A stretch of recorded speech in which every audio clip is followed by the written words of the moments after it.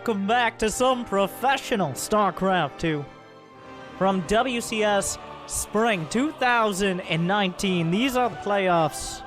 Two of the best players of their respective races in or out of Korea. In the bottom left, the Terran player. I mean, I feel like his name kind of gives that away. But then again, you look at his opponent and realize his name doesn't actually give name. You can't go by names, okay? It's not as easy as you might think. Anyways, in the bottom left, the German Terran Heromarine. He's been around for quite a while, always near the top, never quite breaking through as far as he might like, making some standout performances, but he's got quite a challenger on the other side. Not a Terran player, despite his name. The winner of WCS Winter 2019, dethroning Cyril for the first time since 2017 anyone's beat him. It's Reynor, the Italian Zerg. Reynor with an E, making everything confusing, by the way.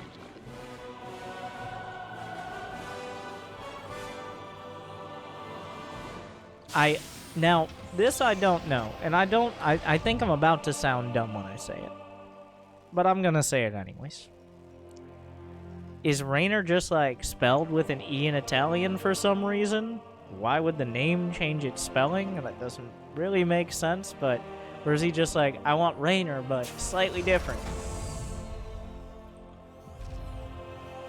And it's pronounced the same way. Like, it is just Reynor. So, important questions without important answers. Actually, not important questions either. Just kind of random-ass questions. Anyways, TVZ. I guess we'll talk about the game. I'm not going to go full tastosis yet. Actually, it's probably worse because I'm bouncing off myself instead of my hetero life partner like they do. I've already gone too long. Okay. Meanwhile, a Reaper. Reaper at the front. There you go. Casting professional. Mike Groves back. Third base on the way from it. So here's what you do. Once you realize you've gone off the rails. Stop it. Oh my god, I'm doing it again. Once you realize you've gone off the rails, as soon as something starts actually happening, you just start reading the production tab once it's done. So the Reaper microing in and out will micro back. We've got a factory on the way. Reactor as well. Third base for Reynor as well as Zergling speed. The Zergling speed actually a little on the later side because he got a quick third. Partially to get it before the Reaper could come across the map, and of course having a third base is the objective of many Zergs in the early game. If he's not going for a third, it'd be suspicious. And Heromarine would be probably a lot more diligent about scouting towards the main. Bait it? No, not quite. Honestly, the fact that, well, at around 335 or so is when Zergling speed, give or take a few seconds, finishes with a standard build. Heromarine hasn't gotten to the main. So, if Zergling speed is not done by the time these Hellions come in, Heromarine, well, based on the third base time, to be honest, he's already going to understand a little bit more focused on the economy. Going to be more reliant on queens. What does he do with that info? Who knows? I mean, I can take guesses. Once again, that's what I'm not just here because I can read a production tab. But with that in mind, Medevac is the first choice. More queens. Reynor, he has the gas. He should be going for a lair and probably a baneling nest. He held off, I think, because of the scan, potentially. But no baneling nest yet. He has a lot of gas. I doubt this is an accident. He's just waiting to figure out what to use it on. Already Zergling's going for a counterattack. One of his trademark moves. When he first started really making a big dent in WCS, a lot of people were like, he has the best counterattacks in the business. And that hasn't changed much. He's just also good at very many other things as well. In fact, he may be the fastest player in StarCraft in sheer APM. Even higher than Cyril. He's at 400 right now, but we'll check near the end of the game. Hellion drop did about as well as it could have. The Zerglings will give their lives to shut it down. There is a counterattack. More Hellions coming into the third. Reynor kind of dragged in between. It looks like Heromarine couldn't quite believe that there wasn't going to be Zerglings or Queens already there. This is what you'll see. This is a big difference between... Yes, this is a big difference between like a Diamond League Terran and Heromarine and players of this caliber. And yeah, obviously. But a lot of players will be like, oh, I don't think he has Zerglings. Let's go for it. But Heromarine maintains his patience. He understands he's going for a big Hellbat timing into mech. And losing any of these Hellions could be devastating. Well, 1 or 2 Hellions isn't so bad, but losing like 4 Hellions would be bad. Back at home, a huge amount of production is coming up. Does he have a third command center? He does, at the wall. A lot of Zerglings in the main. Heromarine getting driven back by Queens on both sides. Reynor doesn't have an overwhelming economy. Oh, he's brought... Heromarine brings all the Hellions together. When do we get the Hellbats? No Hellbats yet. Still no Baneling that's done. There was a lot of opportunity to get damage done with Hellbats here. But Heromarine has kind of missed the window. There's also the argument of... If I actually commit with my Hellions, then I might not be able to actually take my third. Because if the Hellions don't do quite well enough, they don't kill enough Zerglings, or if Reynor is doing exactly this, then he may never have the units he needs to really get a third. A few Hellions trying to go into the main. Get 1 drone. Almost literally couldn't get any less. He tried that. I think at this point it's becoming pretty clear to Reynor. It's likely... Well, he went for a Raven. I keep interrupting myself. I gotta stop doing that. What I mean, it's clear to Reynor that he's going mech. I interrupted my own thought process before I could actually explain what I was saying. Like, you guys know what I'm thinking, right? Figure it out. Anyways, Reynor saw that many Hellions, a single medevac, a Raven. It's a very likely mech already if you see over a dozen Hellions, but the Raven kind of seals the deal, and coming after the medevac, it's a big commitment. And now he knows 100%. There's a Spire on the way. The Spire isn't a terrible call. I kind of pulled back off of bad call, because it against mech, it kind of is a bad call. Mutas, if he gets enough mutas, okay, but getting to the point where he has enough mutas to actually challenge the Cyclones and get on top of them and get the damage done, especially with Raven, a Raven with a lot of energy and support. Because anti-armor missile, well, not a huge factor, or even just auto turrets, gives him a lot of spot defense. There are 6 mutas on the way. 1-1 is coming up. Baneling speed is done, but not much else. +1 mech armor is completed, because right now, Heromarine is very reliant on just the sheer damage output of his upgraded units, not on upgrading their basic attacks. Most of their damage comes from the Blue Flame, from the Mag Field Accelerator that he's about to finish for the Cyclone Lock-On damage upgrade, but that only does extra against armor.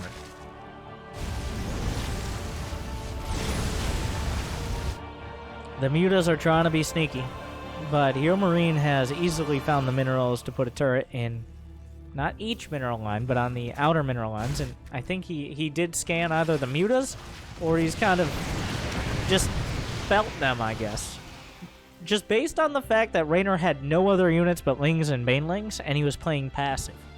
Why would you sit back if all you have are Lings and Banes? You want to get around the back, you want to counterattack. The money was going somewhere. Or he may have just scanned the Spire, I don't know. I don't know. He did not. He just kind of was playing it safe. A Thor, 3 Cyclones. How many mutas? Reynor's committed to 11 mutas. Now here's the problem with mutas. Is everything kills them. Alright, Cyclones kill them, Thors kill them, Ravens kill them, and Existential Crises kills them. Just looking angrily at Queens, and the Queens firing in revenge. Mutas have approximately, and don't quote me on this, but I believe they have 4 HP. So, while they can do a lot of damage and be very annoying, if you don't have a critical mass, they're just gonna shred them. And they're not cheap either. 100. As much gas as a Cyclone, so... But that's a lot. Oh my god, so many Banelings. He's already working his way up. Heromarine has to micro on both sides.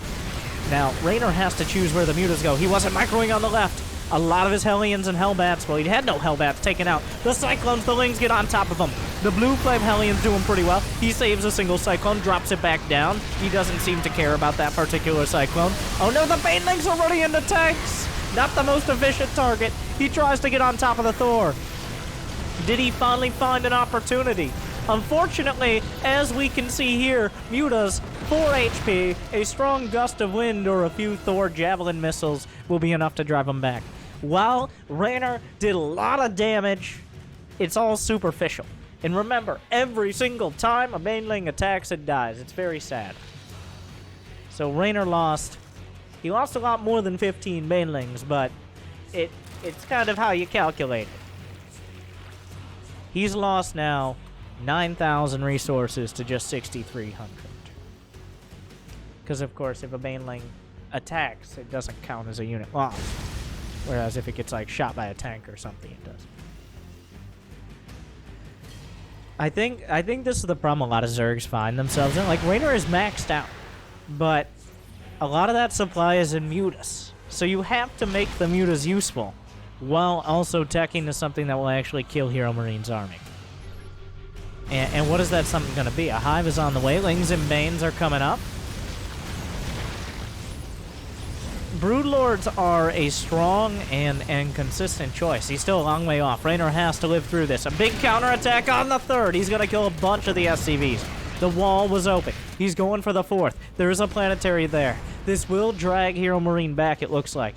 Looks like Reynor actually going to go for the counter flank. The counterattack was good. He killed a lot of SCVs. But Heromarine is maxed out. The army supply is huge. Here comes Reynor from every angle. The Lings try to block him in, but they get roasted before much can even happen. Banelings crashing through. The Queens are off the creep. Suddenly they find themselves alone, exposed, isolated, and slaughtered.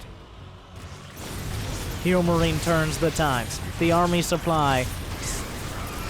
He's up 40 army supply. Can the mutas do it? There's just the armor on the Cyclones makes them too hard to get through. An auto turret in the mix. Suddenly Reynor's army evaporates. Lings and lists are just not gonna cut it. Heromarine meching it happen. That is the big strength of... What Heromarine did... Oh, how do I want to phrase this? This has also been Reynor's... I have a lot of... I'm actually... I've started 3 different points. I'm going to go through them all. First thing.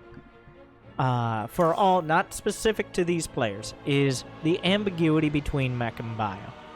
Is he going mech? Or is he going bio? Even if he makes 10, 12 Hellions, it's not 100% he's not going bio. So just getting Lings and Banes isn't necessarily a bad call. And Lings and Banes can work against mech as well. And then getting a Spire. Now, this ties into my second point, is just that a Spire is really hard to make work. Doesn't matter who you're playing against or what style is. The Spire, you have to be confident that the mutas are going to have the space for harass. And I feel like Reynor kind of jumped the gun on that. Like, he felt... Okay, well, I dealt with the Hellions really well. Have enough Ling Banes for a follow-up.